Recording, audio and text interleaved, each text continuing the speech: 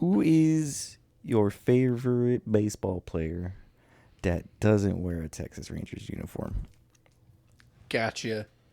Wait, is it Meckler? Is it Wade Meckler? Wade Meckler. Is this like all You're all time? getting meckled. No, currently playing. Oh, Yeah. currently playing. playing. Okay, because it was easily going to be Ichiro for me. Yeah. I actually wear his number for softball.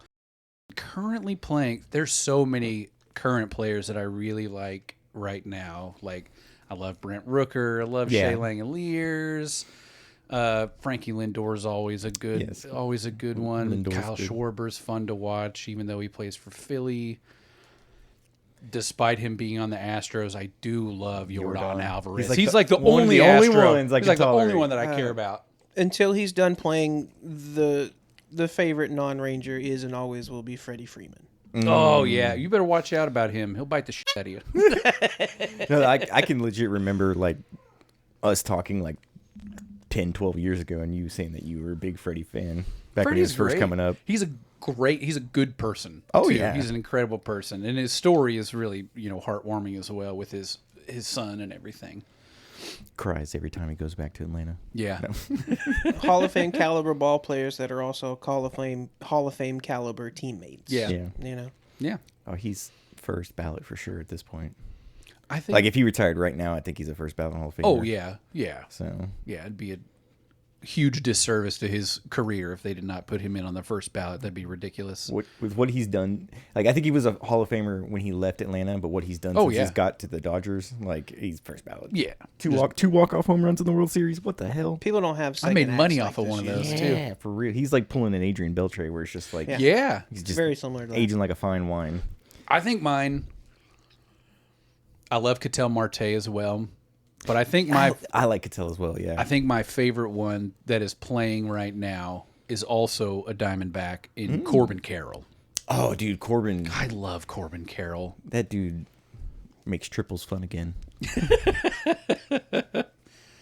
And I don't think he started off slow this year, but I believe he has brought it back. Also, I'm a big fan of Luis Arias. Oh yeah. Just hit the damn ball, baby. A lot of people saying that we should trade for him, and I just don't see the It's a rental. yeah. And it's like our second baseman's all right. like Yeah. he's not that much better And than our Duran. top prospect's a middle infielder. Yeah, Yeah. So that one, like I like Arias a lot, but I don't God, you want to were give anything up for him. you were kidding about triples. Yeah, man. He's led the league in triples for the American League for the last 3 years and is currently leading with 10. Damn. Who? Corbin Carroll. He's got a 3.0 WAR on the year, 250. He's already at 3 average. WAR? God. 825 OPS for him. Man, so if far he this stays year. healthy, he's on the fast track to the Hall of Fame too. Yeah, he's got 18.7 WAR so far in 5 years. I like Great to look start. at some stat breakdowns about the type of players Corbin Carroll is versus PCA. Ooh, okay. Oh, okay. Maybe he's like PCA light. I like that. Yeah. PCA is another fun one to watch. I know a lot of people say he's kind of a chotch. And I think it's just like douchebaggery. It's not like actual. I don't know. Excuse me. Did you see the way he used to hot dog in the minor leagues, man? Yeah. He knew he was hot. Yeah, I know. But, he's When like you're hot, what, you're hot. Man. 18, 19, 20 years old. You think, you're walking in everywhere dick first. Well, yeah, we can Just get a that swangin'. under control. You can't teach that kind of confidence. You No. you want to rein that kind of shit in. It's got to start somewhere. You know what I mean? Well, who's it for you, Chris? The reason I brought it up is because I now have a new favorite. Okay. We talked about him a little bit Elias Diaz. last week, I believe. Hey, man, I've a long time been like Elias Diaz is the MVP worthy. Just saying. For the next 180 years. Yeah, right. Yes. We were later on in the episode. We're gonna do a little bit of trade stuff, and I was looking up, catchers available and stuff, and I see Elias Diaz's contract, but it's listed to end at the year 2206. So we must have signed him to a 180-year extension at some point. That's what you call financial security. Yep. Say, well, talk about a first impression.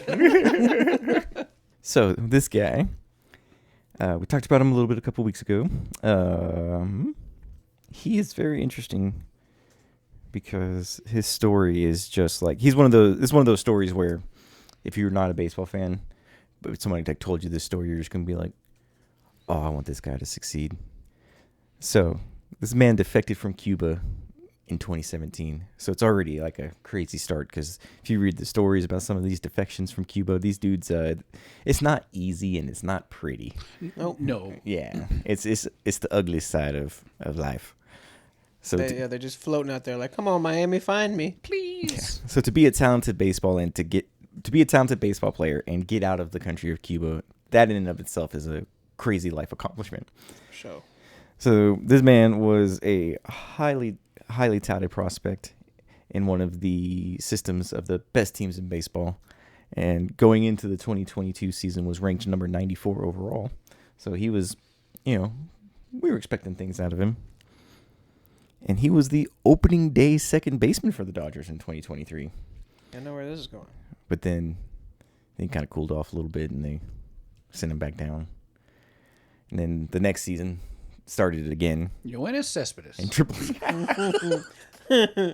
Yasiel Puig. Yeah, for real though. Yeah. A lot of similarities to Puig, minus the nasty trade. So he does get called up, I think, in May of 2024, and finds his swing there a little bit again. Finds it enough to find his way into a trade package, in a 3-way team trade. And imagine going from the team that is going to win the World Series that year and the next year to the team that loses 121 games. More games than any team in baseball history. It's Miguel Vargas. Miguel Vargas. This is my new favorite non-Ranger. Okay. I love this guy. This dude's story. I watched his, first off, also major hat tip to our guy, Will Venable. Yeah. Just huge part of that White Sox turnaround, I'm sure, as far as man. He's been there for a season and a half. They're in first place. Locker room they've culture. held first place, I think, more than any team in that division. If it's not them, it's Cleveland, and it's close. So, yeah, I watched his Will Venable, in the locker room, gave the whole pre-speech kind of thing, and then handed it off to Vargas. And Vargas is basically like, I never thought that I'd be able to play the game with joy again, but you guys proved me wrong. Oh, and that's wonderful. He was like fighting back tears the whole time, and I'm like, oh, this dude. You're too young to have given up on winning. I know, right? You're still a baby. He's 26. Oh, man, another guy on that White Sox team that I can see once, because Corbin Carroll, well, no, I was going to say he's young. Corbin Carroll's going to be in this league for quite some time. But I can easily see myself, depending on how this guy's career goes, is the Southside Samurai. Oh, Munetake. Murakami. Yes. That guy. And he's back, too. He's back now? Yeah, he's back. He came back, Excellent. I think, yesterday or 2 days ago. That, Power. Yes. Straight power, dude. if we're being honest, that's kind of like what we wanted. Maybe not to his level, but that's what we wanted Jake Berger to be, right? Yeah, pretty much. Yeah, 250 average, hitting 40 bombs Yep. a year. Yeah, absolutely. Hell, I'll take 225. I'll take 200 average. If you're hitting 40 bombs, that's cool. I like a really good live arm. We could do some Mazurowski. Oh, Ooh, yeah. Yeah, that's interesting. None of us picked pitchers. We all did position players. I'm trying to think. Any pitchers that I really like to see. Who is it for Seattle? There's a Seattle pitcher that I like. I like Brian Wu a lot, and then Logan Gilbert's also really good. I think it's Logan Gilbert is who I'm thinking of. Yeah, it is Logan Gilbert. I got one more.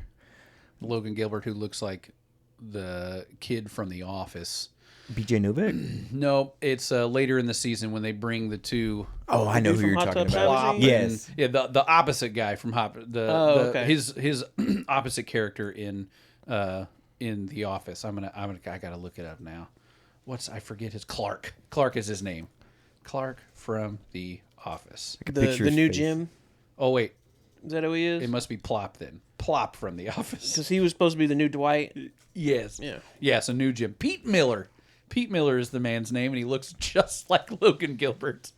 I had a random observation watching Jacob Latz at the All-Star game. Yeah. You know how they're always talking about how, like, 30-year-olds today don't look like 30-year-olds from back then. We always look younger. Yeah. I was like, Jake Latz, like, if you put him in black and white, that dude kind of looks like he's 40 already. Yeah. Absolutely, I can see that. Not like a you're unhealthy way, but just like a... Hard life. You see the inside. You see the inside of his jacket liner. I did. That was super so cool. It was like all family photos and like little league photos of him and stuff. Meanwhile, Jacob Mizorowski's like, I got Lugia. Yes, I saw he came out with another glove because he has the Gengar glove, and then I saw one the other day. It was orange, so I'm assuming it's a Charizard glove. I didn't get to see the card inside. On YouTube, have you ever seen the guy that does the shorts that are like, should I open it or should I keep it sealed? Yeah, he's dope. He got custom gloves made. Or he only got one, and it was a Umbreon glove, right? Should I open it or should I keep it sealed? What grade did you get? So he goes. It was a 44. Is that what that company's called? That does the gloves? I think so. Or 44, something like that. Yeah. So he goes to their headquarters to pick it up, and it's an Umbreon glove. It's black and yellow. It's super dope. But they pull him aside, and there's like, there's one other thing we had to get you while you were here. And they made him a second glove, and they put. If you watch him enough, you should get the joke. But they put Diglett in there because he's got the Diglett thumbs. Yes. And they put a custom hole in the glove for his thumb to come out. Oh my I was god! like, you guys are fucking diabolical, dude. That's so mean. So good. It's so good at the same time. I bet he loved it. Oh though. yeah, yeah, absolutely.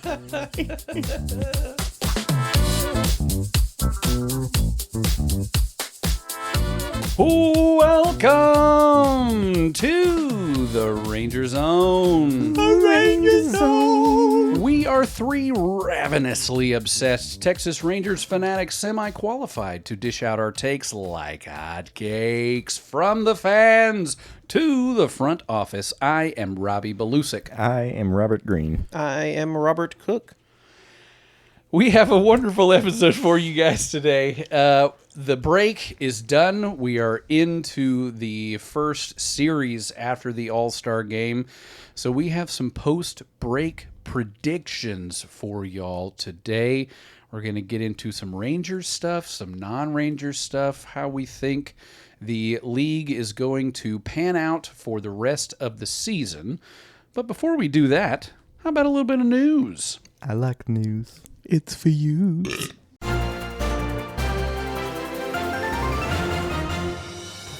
First up here in the news, Jake Berger and his wife Ashlyn are expecting. This is their third child. That's a lot of children. Damn, he's making contact everywhere. Good Lord. They have one boy right now. Just spraying the field. Oh my God. The boy is the oldest child. Oh my gosh. They have a daughter as well who's the motivation behind the Burgers Down syndrome charity. And then now they will have a little baby burger slider. I love it. Next up here in the news, good news from AA Frisco is that Sebastian Walcott is healed and ready and led off for the Rough Riders on Friday, July the 17th, going 0 for 3 with 2 walks and a run scored, and then followed that up on the 18th, going 2 for 4. Wasn't Bro supposed to like not be back this year at all? He had Tommy John like right before the season started, and I've heard that he's only batting right now. Okay. I don't think he's playing the field just yet, but it sounds like of the 100% he needs to be healthy, he's at least 90% healthy if they're having him go up and bat and run. Dude, it must be nice to be 19. No 20 kidding. Or whatever. Yeah, Good dude. Lord. Bones still made of rubber. Right. When I'm sure you see it, Tony. When I'm out playing at my softball league, there's always these teams of like young college kids, and I was like, God, what? They're gonna kick our ass. Yeah, yes. Next up here in the news, Victory Plus takes a buzzer beating. That is BZZR,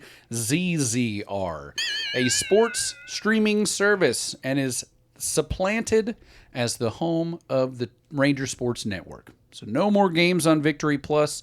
The broadcasts will resume the same as they always have since the beginning of the season, or since the beginning of last season. The only thing changing is the service itself. So minority owner and chairman of the Ranger Sports Media and Entertainment Company, Neil Liebman, said the decision was not financially motivated, but was about giving fans the most reliable option, noting that Buzzer is equipped to provide a seamless experience moving forward. Seamless, they say. Okay. Yeah, no okay. kidding. Two people familiar with the talks between the Rangers and Victory Plus told Evan Grant of the Dallas Morning News that the club had grown increasingly concerned about the company's ability to meet financial and delivery obligations. The exact same thing we just went through with Valley. Yes. Yeah. So according to Buzzer's website, they are, quote, the future of sports content. The company launched in April of this year. Rangers minority owner Neil Liebman, again, he is the chairman of our media company. He is listed as the director of Buzzer. And I have also heard that there's going to be a live chat function during the game. It's been turned off for probably good reason. Yep. On the first few games. I was on it yesterday. I did not get to see the first game that we played on Buzzer. I did watch maybe a couple of innings of yesterday's game where it was on for a little bit, and it's mainly complaints about. Oh, they had it turned on. Yes, they Oh, Yeah. yes, there was complaints about where is the app? How do I? It's mostly how do I stream this to my television? Yes. And I didn't pay for me to watch this on my phone. I want a refund because this is might have a essentially case. false advertising. Some downside things that I've seen on the app in the limited time that I've gotten to experience with it is like there's no rewinding. It's not like a DVR function. You can't rewind. I haven't noticed that yet. You You sure could do that on Victory Plus. Yeah, you can pause, no rewind. The live chat function is a weird choice. What an odd choice. The non-stream or the cumbersomeness of trying to get it to screen share to your TV is a huge thing. Well, I don't know how it is on Android. You have Android, right, Tony? Mm-hmm. Have you tried this yet on your phone? I have not. So on my iPhone, at least, the video is not even embedded in the app. It takes me into the browser. Yeah. Which is ridiculous. Yeah, I don't like that. That's ridiculous. It is really dumb. I've heard a lot of people were saying that in order to get it to your device, you have to pull it up in a browser and not the app. And the app does look straight. It looks like a social media platform. It does, yeah. You're just scrolling through like a feed, and you can't post on it unless you're a creator, which, by the way, we might be soon because I did apply for us to be creators. One of the dumb things that I've noticed with it is, and I'm sure this will get changed quickly, but when you open the app and a game is on, it's not on the homepage. No. You have to click You have to search for 4 it. buttons over. Yeah. And but in these, like, Victory Plus is real good about it. You open it up, it's right there. It's like start from beginning or watch live. You know? Like, that's how it should be. Yes. That's why people are opening this app. That's the sole reason. Nobody's coming here to chat. I don't think they were lying when they said it's a seamless transition. I think what they meant by that is that they're throwing us a giant knuckleball. a giant unhittable f***ing knuckleball. Like, spin this however way you want it. This is Bush League. So Yeah, it's an unfortunate move, and I feel like it's not our fault, and it is our fault at the same time. yeah. I don't know if anyone is at fault as much as it's just the nature of the business that you're in right now, running a localized market and trying to get global revenue for it. Yeah. You know? Yeah, you brought that up the other day. That was basically like what you said. When are these people going to realize that the product is not worth what they're charging At one for? point, how many times do you have to have a provider fail to make payments on time? Yes. I know. Before we renegotiate and said, hey, maybe this isn't as valuable as we thought. Yeah, and I know the league has been trying to centralize all of the TV stuff they to want to where do that so yeah, bad. and now, and the case is being made for them even Left and more right. every single day. Yep. Like if you're not the Dodgers or the Yankees and have like Yes Network or whatever. Like, Yeah, and I'm like, at this point, Or the Cubs. Cubs have got a good one. the Yeah. Marquee Sportsnet. yeah, at this point, do it. Let the league do it, and then let the league push it out to all the regions they need to do it. I mean, Manfred, for his lip service, he's always provided his vocally hated blackouts. So I'm like, it always seems like that has been his vision, is to get everybody under one umbrella and get rid of blackouts and let you just be able to pay for MLB.TV, and there's baseball. And you're done. Yeah, I love. Yeah, I'm totally fine for that at this point because we've been carted around to this place and then to this place, and now we're in another place. And when's it end? Well, it's just like a microcosm of the mindset that baseball has always had about how it's a grassroots. You know, it's always been like that. And your local team. You can't, you can't pretend to be something that you purposefully have not tried to be. Yeah. Yeah. You can't market yourself the way that the NFL and the NBA does. They are global brands. Yep. When the whole Rangers Sportsnet thing and Victory Plus started last season, I was pretty vocal. I was like, oh, this is the future. This is the way that we're going. People need to catch up, blah, blah, blah. I was telling Tony the other day, man, I feel for the elderly Rangers fans right now. Yeah, man. When I see their frustration, like back in the day, I used to be like, oh, get with the times. Now I'm like, nope, you were being dealt a terrible hand right now. Yeah, we shafted you big. Yeah, well, the amount of people I'm just seeing, like, well, my daughter came over and she was able to get it to run on my iPad, but we're still trying to figure it out on the TV. Mm-hmm. Like, these people are struggling, and they just want to turn the TV on and watch baseball, man. Yeah. That's not a ridiculous request. No, it is not. It's not. They paid for the ability to be able to watch this on the TV, and the fact that this is rolling out and not having, what they're on Fire TV, Apple TV, and I think Google now. So they've got a good chunk of them, but they're not on Samsung, they're not on Roku, which is huge. Yes, and they're not on LG. That's like the big thing that is on top of all of the little things. The biggest thing is the inability to find the app on your television. And as someone who has spent years Chromecasting in my pirating days of baseball, that's not fun, man. It's glitchy. You don't get a good frame rate. It drops out. Somebody calls you. It interrupts it. Like, it's terrible. It's not the good experience. It's not it. It's a terrible Band-Aid, let alone a fix. Like, yeah, it's horrible. I was talking with Tony as well. It's like the only way for this to be like semi-justifiable to do it mid-season is like come October 1st when the season's over. Like, Victory Plus better not be in existence anymore. Yeah. Like, if they're still around and still kicking, like, then it's like we couldn't make this thing wait till at least the end of the season and then pick up next year. Like, I needed to be in such financial dire straits that this company is going to fold within the next couple weeks. Yeah. Like, that's how bad it's got to be. That or they do this. Yeah, that or they minimize themselves to where they're just doing Stars and Ducks games. The Ducks left too, though. Oh, the Ducks left too. Stars already. Yeah. Yeah. Wow. So it's just Stars. I didn't know that. I knew some other teams had left. I didn't know Anaheim left. The Ducks left first, or at least before the Rangers did. And I almost wonder if Lieberman in the group saw that as an opportunity to be like, well, we could do this. We could use this as an excuse to jump ship now, use our own proprietary streaming app that has hundreds, not thousands or millions of downloads, hundreds of downloads. That's for the fan to decide. Yeah, jeez. Just completely bungled. This is terrible. Yeah. So, I can watch them on my phone. It works. But at what cost? All right, last up here in the news, the MLB draft took place not long ago for us. And I want to go through a few of our draft picks. We have, 80,000 rounds in the in the draft. We returned to our old ways of picking high schoolers. We really did. It's been a long time. Yes. Of the, 63 people that we drafted, it's not that high, but it seems like it. Feels like it. Yeah. I'm only going to go through the first 3 rounds here because these are all 3 high schoolers. So round 1. The 6'4", 19-year-old left-handed pitcher Gio Rojas from Marjorie Stoneman Douglas High School in Parkland, Florida. He's ranked number 8 in the MLB pipeline. Oh, all of this is courtesy of Kennedy Landry and Baseball America. Do you know what pick that was?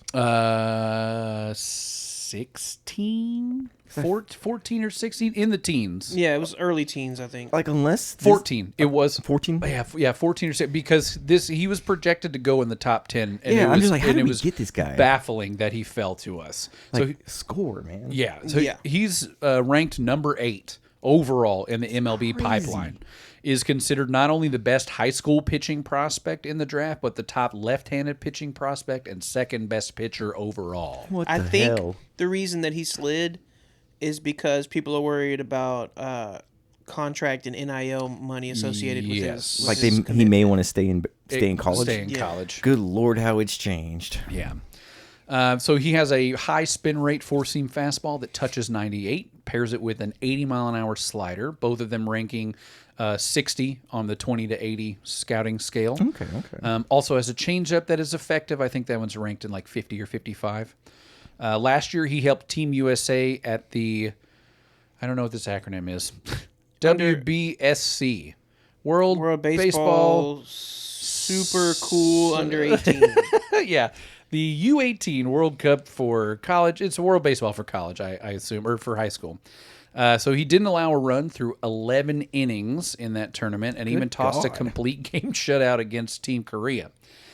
Also worth noting that Brody Schumacher, Skip Schumacher's son, was on that team, and the two consider each other good friends. And I think Brody is committed already to somewhere. I want to say TCU. I could be wrong. Rojas is the first left-handed draft pick that the team has selected in the first round since Cole Reagan's in 2016. And he is not... Damn, 10 whole years. I know. He is not signed with us yet. He is committed to the University of Miami right now. Skip Schumacher looks like he'd name his son Brody. I'm just like the fact that Skip Schumacher has a son old enough to basically be in baseball now. Yeah. Is like upsetting. That's crazy. I remember Skip beating us in the World Series. I was about to say, which is funny because, the league, and I feel like most people view him as a young manager, and he certainly is. Yeah. The most consensus thing that I get in everybody's analysis of Rojas is easy velocity. Yeah. Okay. Everybody says it looks like he's Effortless? it just looks like he's just slow tossing it out there.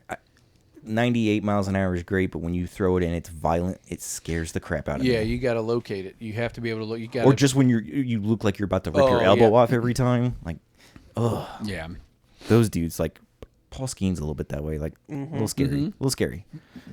It's a little Matt Harvey-ish. Yes, that's a great yeah. example. Yes. All right, for the second Minus round. the drugs. Well, The second round, another 6'4" individual. This is 17-year-old shortstop Connor Kumo from L.C. Anderson High School in Austin, Texas. Commode? He's half Canadian, so that's why he's got that French-Canadian last name. potty boy. Yes, he stands out for his present hitting ability with a low-effort left-handed swing that comes with great rhythm and bat speed. Known for hitting line drives into gap, but power should develop as his body does too. He's only 17 years old. He's got a solid understanding of the strike zone, makes good swing decisions. He's got more contact ability than the young, long-levered hitters in his draft class. Okay. Scouts also noted his top-level defense at shortstop, but will more likely pan out as a third baseman or even a corner outfielder spot due to his size and average speed. Okay. And he is a commit to Texas A&M right now. Also has not signed or has not decided whether he's going to college yet. But Dangerous. Another school with a lot of NIL money. Yes. 6'4" shortstop. Mm-hmm. I mean, that's not crazy these days, but still, exactly. It still feels crazy. Yeah. All right, in the third round, 6 foot what? 6'9". Good Lord. Left-handed pitcher Brody. Chris Young over here. Yeah, Brody Bumila. Another Brody. Yes, he is from Bishop Feehan High School in Attleboro, Massachusetts. He's got great extension from a low release height that generates good arm side run on his 80 grade four-seam fastball.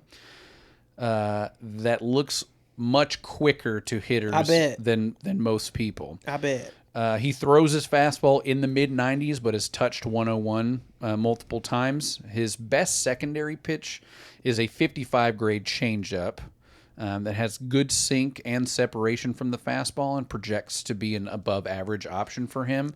His slider, however, needs some work. Yeah, he's just a tank. Yeah. Okay. Yeah, he didn't really throw it often when he was in high school, and when he did, it just wasn't there. Can't really locate it. Bumila missed the 2025 season, having internal brace surgery on his left elbow. That's the UCL ligament.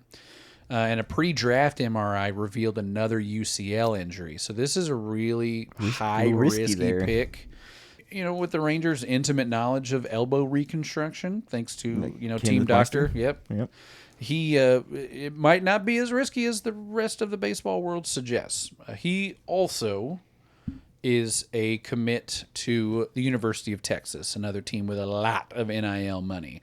But given his injury concerns, they might not want to spend a bunch on him. He might want to actually try his hand at, being next to Keith Meister all the time. I don't know what I would do if I was him. Like that, with the injury, I feel like if he wasn't injured, it's hard either way, man. Like, what do you do? Do you take the money? Right. And, like, for the potential much shorter career at the college level, and you maybe never...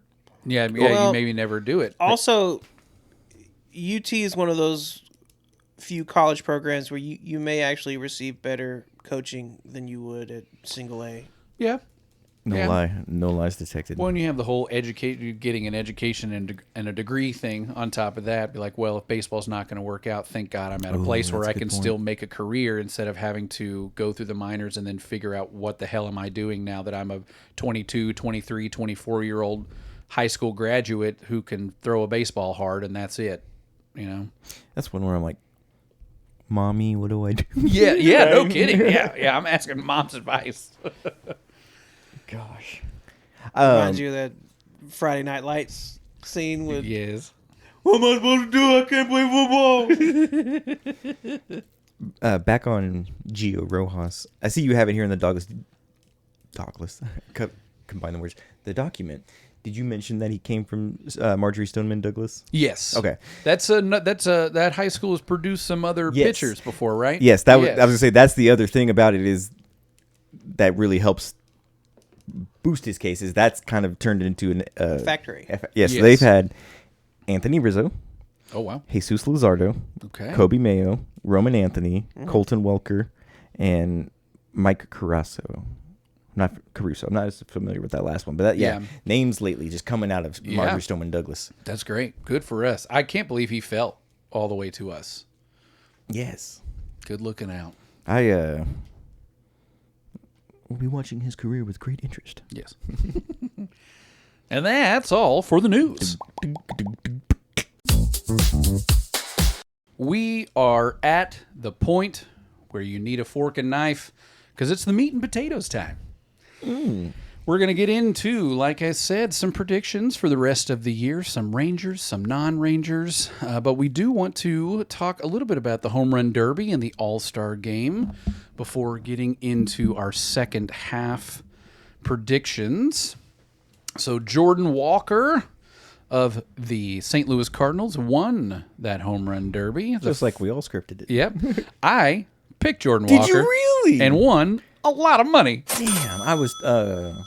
Not only did I pick him to win, but I made a separate bet that him and Schwarber would be in the finals and won even more money. I was on the Schwarber or Caminero train. Yeah. Going into it. Yeah. Walker is the first Cardinal to ever win a home run derby. Pujols did not ever accomplish that. He got second in 2003 behind Garrett Anderson of the Angels. Pujols. Guy sucks. Jordan Walker needed to hit a home run in order for him to win on the last ball to continue into bonus balls and then hit 2 of the bonus balls out to win. That's 3 consecutive home runs with the entire city of Philly breathing hatred at you. Right. And he did just that. Got the last ball, then hit the next 2 balls. There was some controversy about the last one. Did y'all see that? Mm-hmm. The non-magenta ball. I heard about that. He got a non-magenta ball for that last home run, which was an issue for people. Nobody had homered on their last out until Kyle Schwarber did it in the last round. Because the magenta ball is a little harder to pick up because half of the leather is white, the other half of it was pink. But either way, Jordan Walker wins that one. I heard that the total number of home runs in the Derby was about halved, though, from last year. Yeah, 131 homers on the night. It was a total of 56,343 feet of home runs. 15 of them went over 470 feet. Nice. 69 others had they traveled more than 430 feet. All monster home runs. Anything over 400 or at 400 is tape measure. Yeah, dude. You know, they've changed the rules to this shit so much that I just don't care anymore. I know. It's It's hard to keep up. They do just keep changing the rules. It's frustrating. I like the format this year though. I don't care for the timed. I don't care for the timer. Mm-hmm. I don't like that. So it was. The rules were a step up from last year. Since they got rid of that timer, and I think you got less pitches as well. I think last year it was like 3 minutes and 30 pitches, whichever comes up first, or 30 swings, regardless if they were outs or home runs. And then this year, no timer. You just get 20 swings. And in the second and final round is 15 swings. I don't understand why we have to go so complicated. Yeah. You get 10 outs. Yeah, like the OG format. You get 10 outs, and you get one scheduled break whenever you want to take it. Yeah. And you have X amount of balls that you can take. Yeah. That way the round doesn't just go on forever. Yeah, there you go. Like, I don't know why we have to make things so complicated. I like the original format. 10 outs, 10 takes. Mm-hmm. One of my favorite parts of the Derby did not include any baseball play. I don't know if you guys watched most of the game or any part of the game, but there was a really, really cool Sandlot tribute. I missed the Sandlot where all the kids came out of one of the outfield gates on their bicycles, just like the movie, riding to the ballpark to play baseball under the one night game of the year where they used the fireworks to light the field. It was incredibly touching. I did cry. It was wonderful. I loved it. Nice. It was like Kevin Costner walking out of the corn. Yes. Oh, it's so good. I saw somebody. That's coming back I can't remember this year, who I it think. was, but it was somebody with a very horrible take that offended me greatly. Oh no! They said that The Sandlot is not a good baseball movie. Get the fuck out of here! You were just nostalgic starving for your youth. No, it was a good movie when it came out. It was not a good movie. It was just a collection of stories jumbled together. BS. It was not a movie.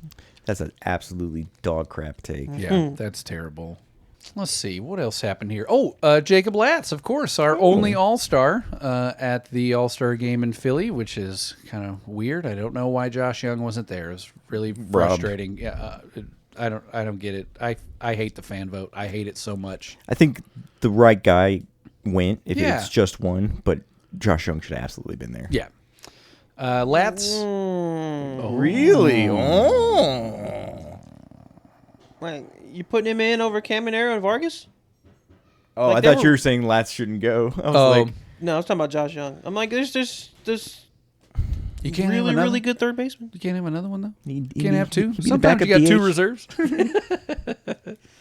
Latz did get a little bit of action. I think he got the least amount of action of any pitcher in the game. He pitched 0.1 inning, and it was successful because he struck out Luis Ariz on 6 pitches. And if you were just listening to the broadcast and not watching it, you would have no idea because they talked over his entire appearance. Did they really? Yes, it was like split screened too. It was terrible, man. Oh, my God. He looked great though. He did look great. Yeah. Did look great. Looked like he belonged. Yeah. Anything else stand out for you guys for the Derby or the All-Star game? That Declaration of Independence lineup card they signed. That was cool. It's going to the Hall of Fame, but like talk about something that's like literally priceless. Like you couldn't sell that. That's worth too much. Like that's just nostalgia thing. I did like that. That was a neat little thing that they did. I was a little shocked it was going to the Hall of Fame. I thought for sure it was something that like they were going to hang up as a display in Citizens Bank Park permanently or something. Oh yeah, that's what I would have done it or like for. a Smithsonian or something. Yeah, travel around. Man, I don't know. The All-Star game is I just didn't give two shits. Damn. I'm gonna miss it next year. Yeah. Right? Okay, that's a good point. Yeah. Yeah. We should have held on to this one. Yeah. It's supposed to be at Wrigley next year. It was announced. I replied to the tweet of MLB with my photograph of the sign outside of Wrigley Field saying that the game that I went to was postponed due to weather, and I was like, hope it doesn't rain. I was like, yeah, I got a feeling those hedges might be a little overgrown next year. Yeah. Mm-hmm. Next year is the 97th All-Star game, which means the 100th is coming up soon. You guys want to make a prediction on where it's going to be? I know where I think it's going to be. Well, I'm saying it one more time. Where the All-Star game is going to be for the 100th All-Star game. I hope it's in Fenway. 4 years. 4 years, okay. You said Fenway? Well, just one of the really old stadiums. I know Fenway hosted in 1999, and if they haven't hosted since, then like they're due at that point. Yeah, let it go back to Fenway. I got a better pick. Oh, Where do you think? Oh, you said Fenway. Are you picking Fenway or? Oh, no, okay, let me not pick Fenway just to be different. We've been to Dodger Stadium recently. We've been to Kauffman fairly recently. We're not going to go to Angel Stadium. I do think the 98th is going to be in San Francisco because the Olympics are going on out there. Oh. So it would make sense. That would be good. What about no, damn, we just went there. Baltimore? I was about to say Colorado, but they got the Atlanta's relocated one. They do love All-Star games in Colorado. It's perfect. The Derby is great in Colorado too. Let's go to Comerica. Comerica? Up in Detroit? I think the 100th All-Star game is going back to where baseball began, in a stadium that there has not been an All-Star game in yet, and that's Yankee Stadium. Oh, yeah, that's true. I think it's going to New York. They had the last one at Yankee Stadium, so, yep, okay. That's where I think it's going to be. It makes perfect sense. Yeah. 100 years of the All-Star game, right to the birthplace of baseball in a stadium it hasn't been played in yet. I mean, the only like, it really feels like Fenway's the only other Fenway one. would be the only other Especially one. if Wrigley's about to get it right now. Like, it's, Yeah. like, it's those two. It has to be one of those two. Why don't you be like Vegas? God. or if the Rays have their stadium, welcome to Tampa, everybody. We know you are all such big baseball fans here. Yeah. Yeah, the uniforms are all like slot machines. It's like you do different fruits and shit. Like, Oh my God, it's so good. I still wonder go ahead. I still just wonder how John Fisher plans to convert all of the Dodgers fans in Las Vegas to A's fans, because that is very much a Dodgers town. Yeah. I think the pregame celebration for that, everyone comes out and pulls a slot machine or throws dice down a craps table on the field. I was like, that's Las Vegas. They don't claim anybody.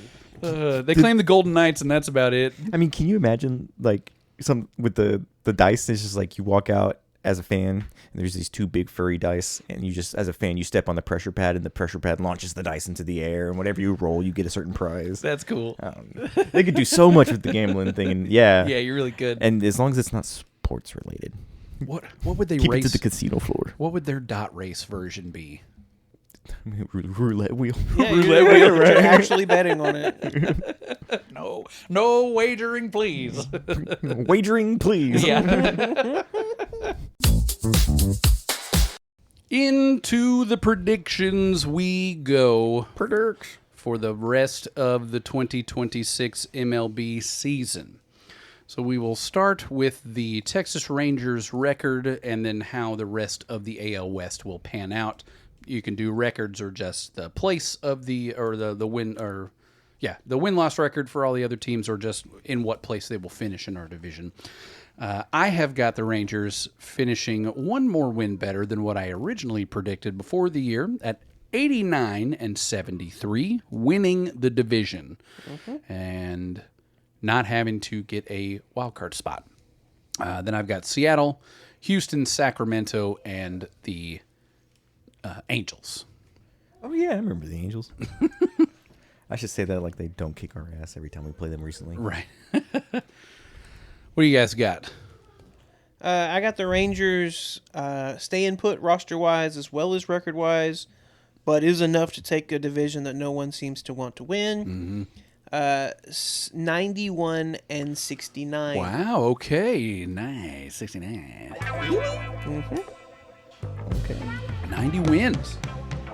We do have a little cupcake and Cadillac schedule coming up for most of August, so we could potentially pad some wins next month. Plus, our two best players have not played well or have been hurt.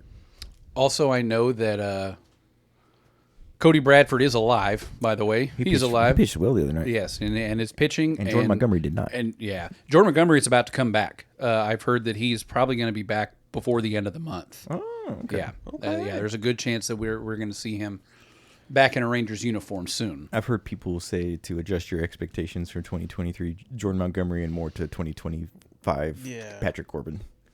Hey, Good job, Godly. Yeah, I'm 100% down for that. Innings for me and keep me in the ball game. Yeah, we're good. I'm down for that. All right, so next we've got I gotta do mine. Oh, my bad.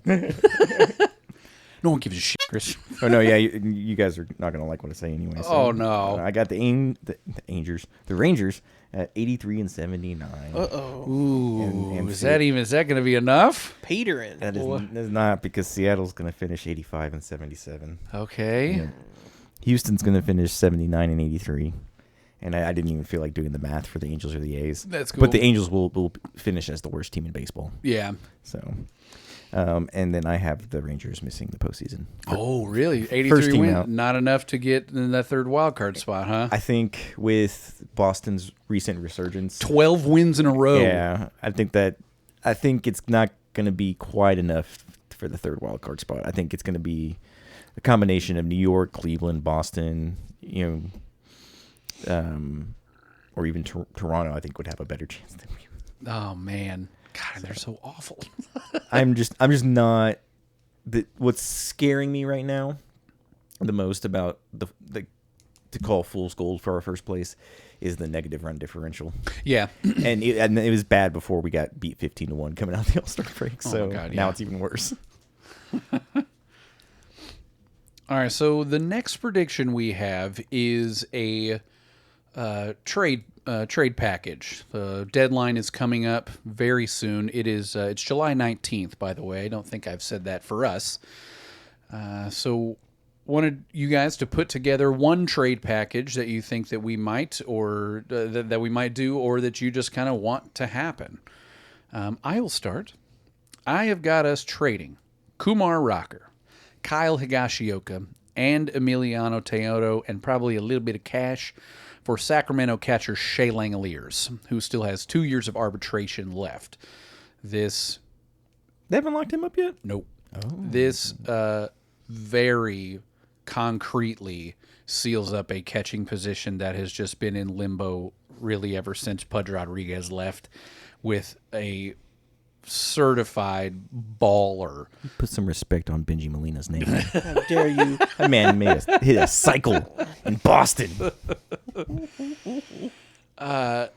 Shea Langeliers is... I want him. I want him on this team. Shangling-a-leers. Dang-a-lang-a-leers. I do Just want him on want to this say team. it. You want him on the team so he just doesn't beat us. That's why. That is also true. That is also very true. But Can't lose 3 games a year if you're on the team. Yeah.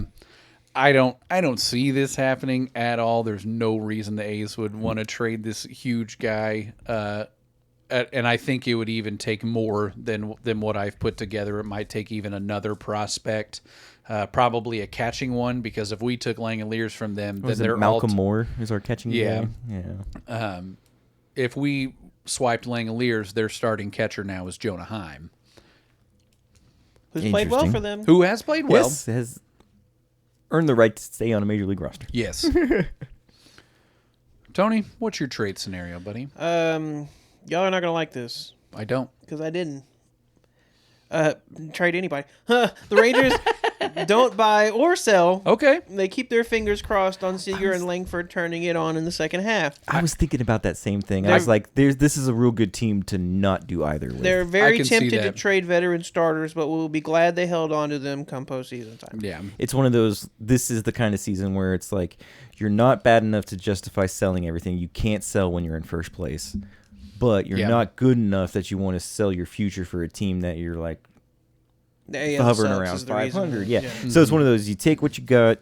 You know, everything's kind of a crapshoot anyway when you get into the postseason. You've got enough to win in the postseason if things roll your way. So there's a legit argument to be made for standing pat this year, I think. Yeah. Like, this is not the team where it's like, I want to go all in because we're already really good and I want to seal the deal. You know? This ain't that team. Yeah. And my move was a little bit more for the future and can certainly help. Sure. It can certainly help Everything's us now. chrome. I can almost guarantee that even if we don't trade for any players and stand pat, we will get some cash considerations. That will happen. That's one of our favorite trade prospects. So my trade, I also had Kumar Rocker. And I was having trouble identifying additional prospects to send because it's obviously not a Walcott situation, but you have to give somebody up nice. So maybe Malcolm Moore, because old Bryce Patrick suggested trading for Dalton Rushing. I don't want that. That crazy I don't want that cancer on my team. I know, but at the same time, he's such a freaking He could definitely be a guy. Someone better be here to fix his attitude. Yes, but he's got that. If the team feels listless and no energy, he could be the guy to get in the dugout and be like, "Guys, what the are we doing?" That little spark plug. Yes, which I could get behind. That and Bro can hit. Bro can hit. And Bro is not fitting in on his team of veterans. His first 5 or 6 games that he played this year, because he's just the backup. Mm-hmm. In those games, he hit home runs. Yeah, it was insane. insane. What the hell? He had through his first couple of weeks, he had a 1.2 OPS or something like that. Yeah. But he's not the immediate future for that team. They've got a Hall of Fame catcher, probably in Will Smith. Yes. So he'll be healthy here soon, and at that point, Rushing's playing time is going to be greatly reduced right about the time of the trade deadline. Mm-hmm. I just don't know how interested the Dodgers would be in Kumar Rocker. They are always trying to get pitching depth, though. Yeah. So, and he's the exact kind of guy that could go to LA and then they could be like, "Oh, do this, this, and that," and he's like, "Oh, okay, Cy Young. This is how you pitch. Oh, my bad." Yeah. Thank God I didn't go to the Mets. Rushing has 2 years of pre-arb left. He's a baby. Yeah, he's really young. Yes, I didn't even realize that. So he's 25. It depends. It just, where do they value him? How bad do they think he is for their clubhouse? Does that bring their price tag down to move him because they feel like they just have to? Because there was this thing where Chris Rose was interviewing Kike Hernandez and one other player, and he's like, "All right, guys," he's like, "Who's the last person?" Just asking them to write down an answer on a whiteboard and turn it around at the same time, kind of thing. Yeah. And he was like, "Who's the last player you'd want to sit next to on the bus ride?" And they both said Rushing. Oh my God. And then Chris Rose said something to him like, "Oh, come on, y'all. It's going to be hard on him. He's just a kid." And then Kike was like, "He ain't no kid." And I was like, "Damn, Kike." Golly. Kike's like, "Grow the Yeah. I mean, he's 25. It's time to grow up. Yeah, no, him hitting himself in the forehead after striking out a couple times. Oh, yeah. Bro. Yeah. Bro, you had to have chompers come over and sit next to you in the dugout to calm you down. Chompers. All right, the next 3 predictions you will hear from us, it was all free will. Do whatever you want for whomever you want. My first one, the world is going to end next year. No, I'm kidding. The baseball will, though. Yeah, baseball very well might. My first one is that Jock Peterson will finish the season leading the Texas Rangers in home runs. It could happen. It very well could happen, especially with Seager. I mean, Seager and Berger are really his only 2 competition. Langford as well, but Langford has started off super slow, has now hit some home runs, but Seager has spent, he does, a lot of time on the IL so far. The past month, when Wyatt's been healthy, that dude has been raking. Yeah, he really has. Where these home runs are, the home run count right now, Peterson has 16, tied with Berger at 16. The next highest is Corey Seager at 10, who is also tied with, hold on to your butts, Ezekiel Duran with 10. Tony's eyeballs just got real big. That seems like a 2-man race, though. Yeah. Barring injuries. Yeah. Langford is sitting at, I want to say 6. Where's he at? He's got 8. Okay. No. 9. He's got 9. Okay. So he's right underneath Seager, and Duran. Young also has 9, and Nimmo also has 9. With 2 dudes already having 16, though, it is July 19th. Somebody's hitting 20 home runs for this team this year. Yep. So yes, that's a big improvement over last year. And Berger's got 58 RBI on the season. He very well could have a 25 home run and 100 RBI season. And hell yeah. That'd be sick. Hell yes. Hell yes. What you got, Tone? This one's not a huge home run swing for me here. Cal Raleigh has the yips for the remainder of the season. Yes. Hits less than 15 dingers. And bats 179. And Seattle craters to 74 and 88. Oh. Wow. Inject that straight into my... Man, that's... I mean, he is having himself a Jock Peterson 2025 year, batting 165 right now, and with a negative .2 WAR. Yeah, I think he's only got like 9 dingers on the year. Yeah, he's got 9. You know, he'll never hit anywhere close to 60 again, but I wouldn't be surprised if he bounces right back next year. But I mean, He it was like should. the 3 previous years from that, he was like 35, 25, 25. You know what I mean? right back to that. Yeah. Yeah, I see him bouncing back, but yeah, what a strange year for him after... Catcher hit 60 home runs in Major League Baseball in the year of our Lord 2025. That just doesn't make sense. And then forgot how to hit a baseball. Yeah, and then, promptly did the opposite. My first one ties into my cold open. Miguel Vargas wins AL MVP after Yordan Alvarez cools off in the second half. Oh, okay. I disagree. I think I think a combination. I think if Yordan cools off, him being on a potentially third place team, and then Vargas having a great second half and being on a first place team can seal his deal. Okay. Fingers crossed. I think there are some other people in that race. There's Caminero as well. But I'll save it till because I have a similar MVP thing going on for mine, and that is Shohei Ohtani and Aaron Judge will not win the MVP for their respective leagues this season. I've got some candidates who could win for the National League, who I think are in a better position, because I think Ohtani's going to win a Cy Young for sure. Almost, he's doing better pitching than he is hitting, because he had a slow start. His hitting is much better now. He's doing Ohtani things. Judge has just kind of been middling kind of the whole year. He's hurt, and he's hurt, and he's been hurt for a long time. So he's guaranteed not to win at this point. Yeah. So there will be a new AL MVP for Yes. sure. That's not named Shohei or like what was it? The last person to win AL MVP that wasn't named Shohei Ohtani or Aaron Judge was Jose Abreu in 2020. Oh my God! Yeah. Holy crap! And he cheated. Did he? Was he a steroid guy? Oh. No, he wasn't. I'm bullshitting. Don't worry about me. I mean, I'm just saying, as soon as he left Chicago and got to Houston, he was a different player. Yeah. He got bad I think real fast. he's one of those candidates for a guy that was a lot older than he said he was. Oh, I could totally see that, yeah. The candidates I have for the National League are James Wood. I think has James Wood and PCA are like in lockstep together to possibly win this award if they keep going.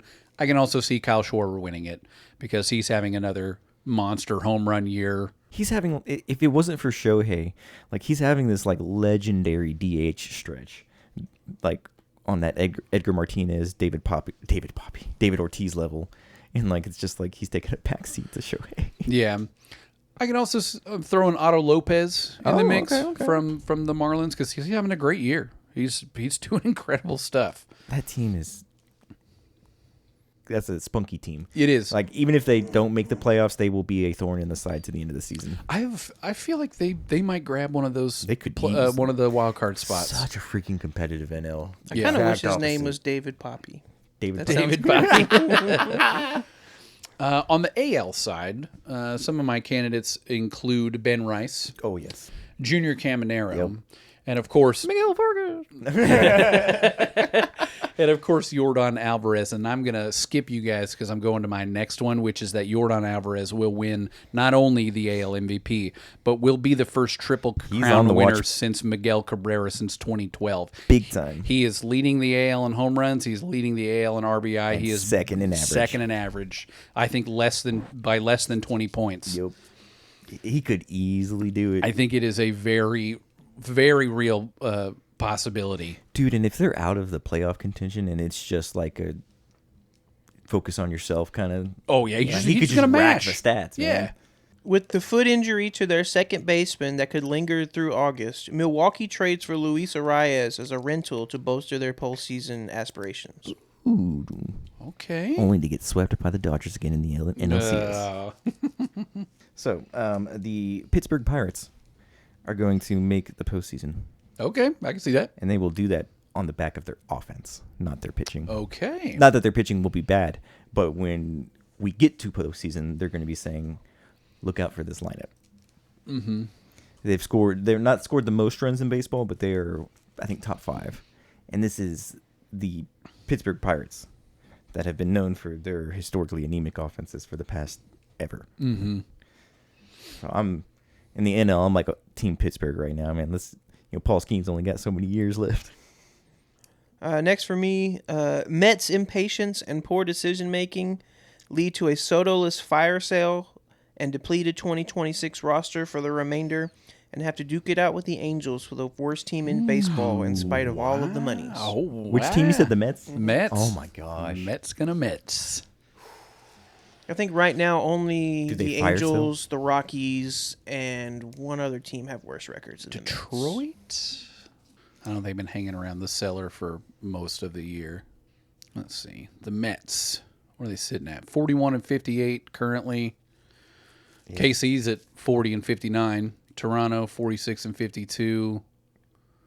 Yeah, Colorado's the only other National League team that's doing worse than them. Dylan Cease. Okay. Will win the Cy Young. Okay. And he's pitching for the Blue Jays now, right? Yes. And Nick Martinez will finish in third. Okay. And you're like, oh, third place, big deal. No. This is Nick Martinez. Yeah. This is the guy who got called up from Double-A straight to the major leagues when Yu Darvish went down right at the beginning of the 2014 season. This man was not supposed to be in the big leagues and has carved out a hell of a career. Yes, I think pitched overseas for a few years, came back, and has been effective for multiple teams, and is now having a career year in probably his mid-30s. It's just real heartwarming to see. And then I got a bonus take. Oh. I'm already starting to feel it, but I think by the end of the season, I'm going to be arguing that we pick up that mutual option for Jock Peterson. Really? He's been like the freaking, like outside of Josh Young, he's our MVP in the offense. He has been. Him and Brandon Nimmo. I think he still leads the team in walks right now. Like this feels like the player that we were supposed to get last year. Yeah. Like I've been very happy with Jock's performance this year. Let me look up his. Yeah, leading the team in walks and home runs. What's Bro's WAR this year? Let's see. 1.4. Hey. I had an extra one as well, just because I didn't really do a Rangers trade. Kind of said that we weren't going to do anything. I mean, that's a legitimate take, though. My last one here, the White Sox go all in and trade for Freddie Peralta from the Mets and Aroldis Chapman, changes Sox colors, and closes games on the South Side. I would be terrified if they made those two moves. The added veterans and Vargas MVP caliber numbers propel them to the division title and the second best AL record. Damn. Ooh. I like that. That'd be a shrewd move. Come on, Chris Getz. That mutual option, by the way, for Jock Peterson is an additional $18.5 million. I'm down. It is the exact same amount he's made the last two seasons. I'm down. We'll see. We'll see what happens. That's money. Got to finish strong, but that's quite a bit of monies. It is quite a bit of monies.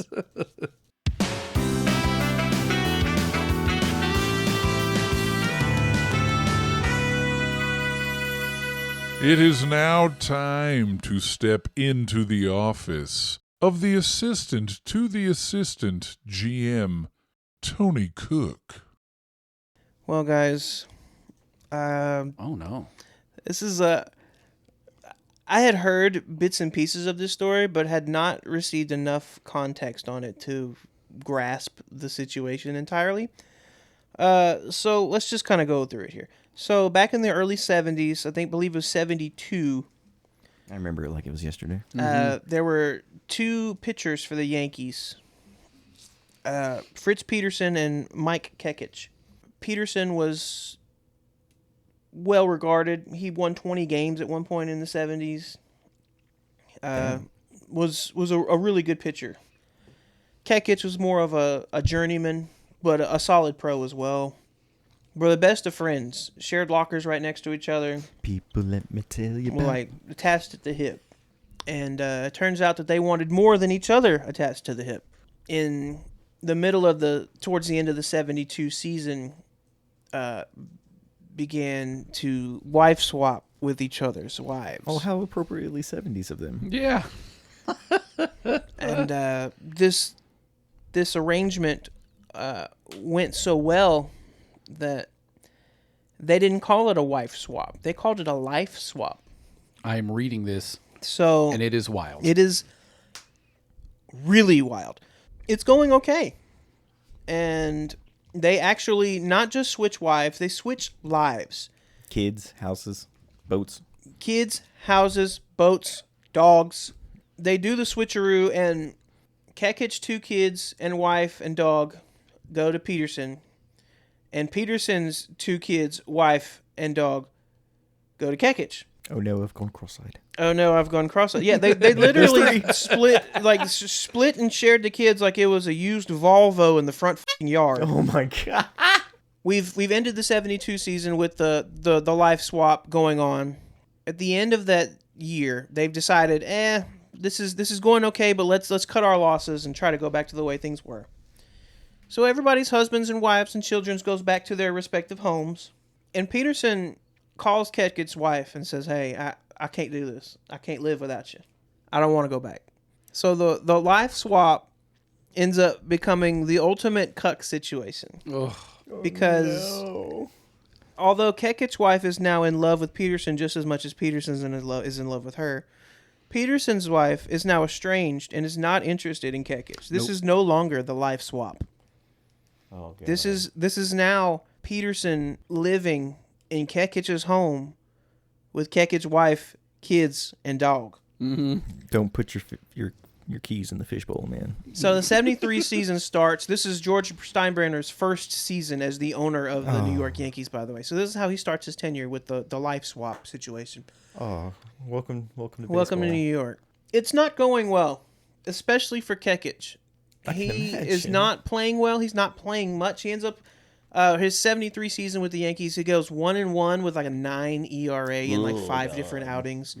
Before the Yankees, Kekic, Peterson, and before everyone has just had enough, and they ship Kekic to Cleveland for some minor leaguer that nobody's ever heard of, and Kekic is so relieved. He's hated his life in New York. Can't stand Peterson. Can't stand anyone in the Yankees that let this go on. Mister, get me out of here. So Kekic is in Cleveland, and Peterson is in New York with his life. He doesn't pitch great in Cleveland. It's a little bit more of the same. I think he got his ERA down into the 7s by the end of the year. But he's endured and looks to be a part of Cleveland's plans moving forward. So we're heading into the 74 season now. And before we get to spring training, Kekic gets cut. And he's a journeyman. He's an okay ball player, but he's a major leaguer. He doesn't, he wasn't on the cut radar. So what happened is Cleveland traded for Peterson. Yep, they're back on the same team now. Cleveland traded for Peterson and then cut Kekic because Peterson was bringing Kekic's whole family with him. They can't have that again. That's the whole reason he's here to begin with. Yep. So he's chased out of Cleveland by the cuck situation again. So it's tough, but he gets another chance, and guess where? Texas. Gets another chance in Texas. Oh no. He gets a spring training invite. He has a motorcycle accident, and he separates his throwing shoulder. No, and this is the 70s. So, Oh man. although he doesn't make the roster in Texas and doesn't accept his AAA assignment, Texas still owns his rights, but he decides to go play in Japan. Okay. Okay? So he plays in Japan for, I believe, the whole 74 season, and going into 75, he gets another spring training invite in Texas. I believe it was Texas. Yeah. Oh, he played for Nippon, the Nippon Ham Fighters. Mm-hmm. He ends up not making the roster with Texas out of spring training. But guess who does? No. No way. No. Get out of here. Fritz Peterson gets traded to Texas. my God. I didn't know that part of it. They're back again. 3 times. He chased him out of New York, Cleveland, and Texas. Oh my god.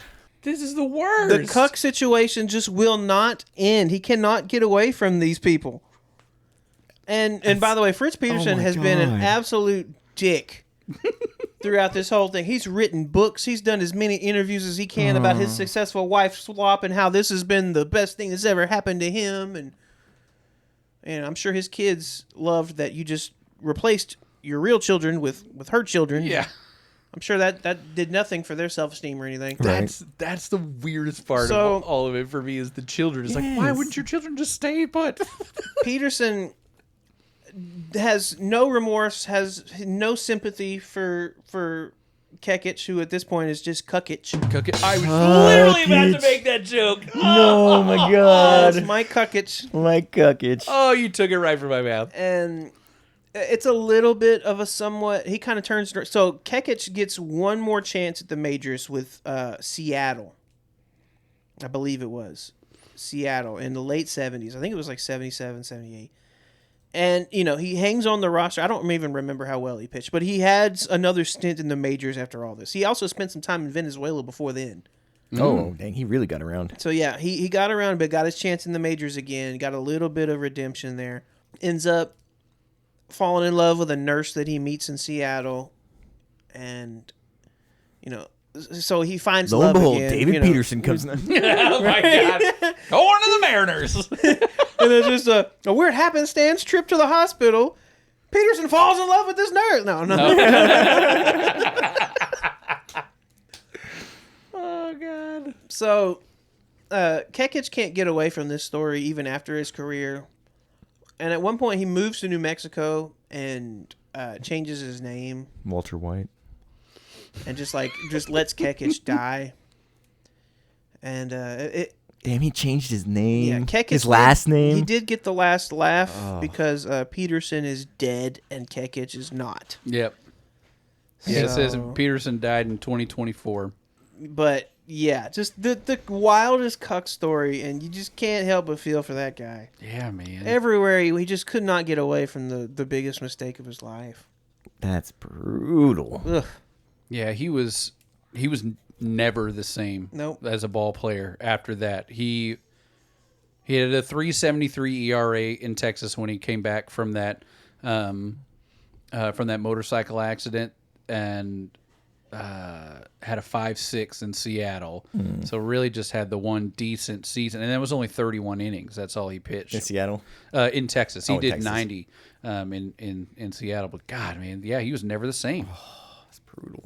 And the motorcycle accident in the middle of it all, too. Cannot catch a break. God, that sucks. Rather, that cucks. That sucks.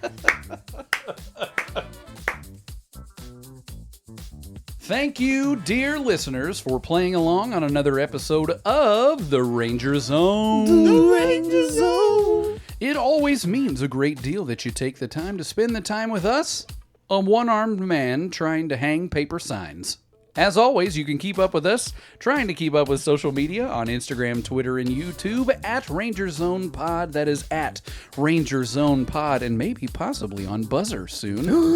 I don't know what our handle's going to be. Probably just the username, which is the Ranger Zone, but you'll find out the next time we do an episode. And we are worth a follow for the nonsense alone, and of course, you can listen to us just about anywhere you listen to your podcasts. Thank you again. This has been the Ranger Zone, and I have been Robbie Belusic. I have been Chris Green. I have been Tony Cook. And that's the way the baseball go.